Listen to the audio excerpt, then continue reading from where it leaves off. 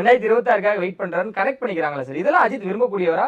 இதனாலதான் எந்த வசனமும் பேசாம இருந்தாரா? இந்த நடிகரோட வசனமும் அஜித் பயன்படுத்தாத காரணம் இதுதானா? இல்லை, அஜித்தை பொறுத்தளவுக்கு அவருக்கு வந்து ஒரு அரசியல் எண்ணம் இருக்குங்கிறது தான் நான் கேள்விப்பட்டது.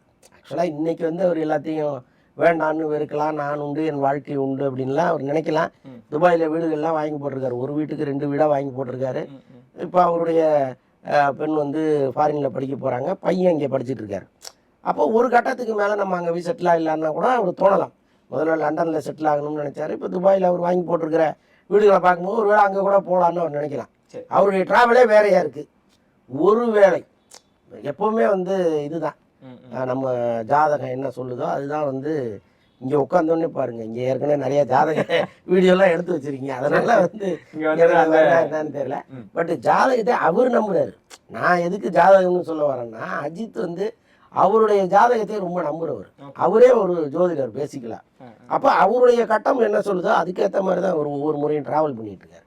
ஒருவேளை அந்த கட்டம் வந்து நீங்கள் வர்றதுக்கான கட்டம் இதுதான் கூப்பிட்டு வந்துருச்சுன்னு வைங்க, ஒன்றும் பண்ண முடியாது. ஸோ அதனால் எது வேணாலும் நடக்கலாம். பட் நான் வந்து யூகிப்பது என்னென்னா, நிச்சயமாக இன்றைக்கி இல்லைனாலும் ஏதோ ஒரு கட்டத்தில் அவர் இதை கையில் எடுப்பார்.